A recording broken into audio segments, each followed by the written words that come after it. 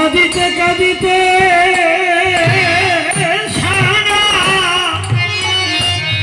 সারা জন্মে যায় গো, জগতে তার আপন বলতে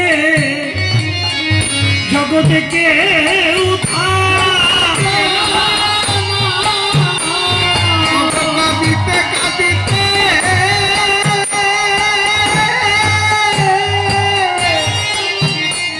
জন্ম যায় গো, আপনি বলিতে কেউ থাকে না। সত্যিকারই দেখবে মা, আমার গৌর সোনাকে যারাই ভালোবাসে তারাই পথের কাঙ্গাল হয়, তাই বলে পথের ভিখারি নয়। তার প্রমাণ হচ্ছে এই কমিটির কাকু জেঠু দাদা ভাই, তার প্রমাণ হচ্ছেন আপনারা।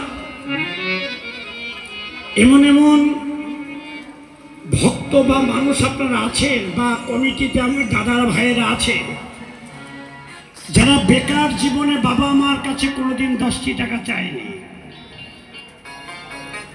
অভাবের দিনে কোনোদিন কারো কাছে হাত পাতেনি। সেই মানুষগুলো আজকে কীর্তন দিবে বলে দাঁড়ে দাঁড়ে ভিক্ষা করছে। দাদা, আমরা হরিমন্দির কমিটি থেকে এসে আমাদের কিছু দান করো। তোমরা জানো না মা, অনেক অনেক বাড়িতে গেলে দূর দূর করে তাড়িয়ে দেয়, অনেক অনেক বাড়িতে গেলে কটু ভাষায় কত কথা বলে, তথাপি মুখ বুঝে 2 টাকা দিলেও নিয়ে আসতে হয়। কেন জানো? এরা যে পথের কাঙ্গাল, যারা ভিক্ষা করে নিজে খায় তারা হচ্ছে ভিখারি। আর যারা বুঝতে পেরেছে আমি বহির্জগতে যতই কোটি কোটি টাকার মালিক হই, একটা বড় লোক বাড়িতে কাজের লোক কাজ করে, অনেক বাড়িতেই দেখি সেই বড় লোক বাড়ির মানুষগুলো হুকুম করে এটা করো এটা করো এটা করো, কাজের লোকটা একা একা সব কাজ করে, সবাইকে ভালোবাসে, কিন্তু অন্তরে জানে এরা কেউ আমার নয়। যেদিন আমাকে কাজ থেকে ছেড়ে দিবে সবকিছু রেখে সেদিন খালি হাতে বিদায় নিয়ে যেতে হবে। তাই যারা বুঝতে পেরেছে টাকা পয়সা বাড়ি গাড়ি আমাকে দিয়েছে ভোগ করবার জন্য, যেদিন আমার শেষের দিনে ডাক আসবে সেদিন সব কিছু রেখে খালি হাতে বিদায় নিয়ে যেতে হবে। তারাই হচ্ছে পথের কাঙ্গাল, গৌর ভালোবাসার মানুষ। একদিন একটা ছোট্ট ছেলে বাবাকে বলছে, বাবা তুমি তো কোটি কোটি টাকার মালিক, কোনোদিন তোমাকে কোনো সৎ কাজে 10টা টাকাও দান করতে দেখি না বাবা, অথচ অসৎ কাজে লাখ লাখ টাকা দান করো। কেন জানো বাবা? ছেলে বাবাকে বলছে, অসৎ পথে রোজগারের টাকা কখনো ভগবানের সেবায় লাগে না, অসৎ পথে রোজগারের টাকা কখনো ভক্ত সেবায় ভগবানের সেবায় লাগবে না। সেটা তবে নার্সিং হোমে হসপিটালে, কিন্তু ভগবানের সেবায় লাগবে না। আজকে এই হেমিল্টনগঞ্জে এমন এমন মানুষ আছে কোটি কোটি টাকার মালিক, ইচ্ছা করলে কীর্তন 4 দিন 5 দিন চালাতে পারে।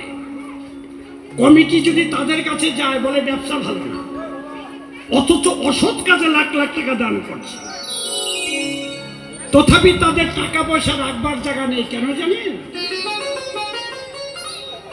সবসময় মনে রাখবেন, পূর্ব স্মৃতিকে কখনো ভুলবেন না, পূর্বের দিনটাকে ধরে রাখবেন, লাস্টিং করবেন। অহংকারী হাম্বরায় দেখবে তুমি যাকে, তার কাছে কি ভালো হওয়ার সন্ধান কিছু থাকে? সবার শুভ করতে শুধু যাদের জীবন গড়া, ইষ্ট পথের সন্ধানে দিতে তারাই সবার। এই জগৎ সংসারে অহংকার যখনই দেখা দিবে তখনই ভাববেন তার পতনের সময় চলে এসছে। ছেলেটা যখন বাবাকে বলছে, বাবা কোন ভক্ত তোমার কাছে আসলে দূর দূর করে তাড়িয়ে দাও, কোন জায়গায় কীর্তন শুনলে তুমি দোকান বন্ধ করো, অথচ আমি তোমার একমাত্র পুত্র, আমি কীর্তন শুনে ঘরে থাকতে পারি না কেন বাবা? কৃষ্ণ ভক্ত দেখলে ভক্তের চরণ জড়িয়ে ধরে কাঁদবার ইচ্ছা হয়। বাবা আমি কথাটা কেন বললাম জানো? আমি কীর্তনিয়ার মুখে শুনে এলাম অসৎ পথে রোজগারের টাকা ভগবানের সেবায় লাগে না। তাই আমি কি করেছিলাম জানো বাবা? আমি প্রমাণ করতে চেয়েছিলাম কীর্তনিয়ার কথা সত্য নয়। তাই আমি তোমার লকার থেকে 5,000 টাকা চুরি করে যখন আমি প্যান্টের পকেটে করে ওই কীর্তনিয়াদের ওখানে গিয়ে ওই কীর্তন কমিটির সেক্রেটারি হাতে যখন টাকাটা দিব বলে হাত ঢুকিয়েছি, দেখি প্যান্টে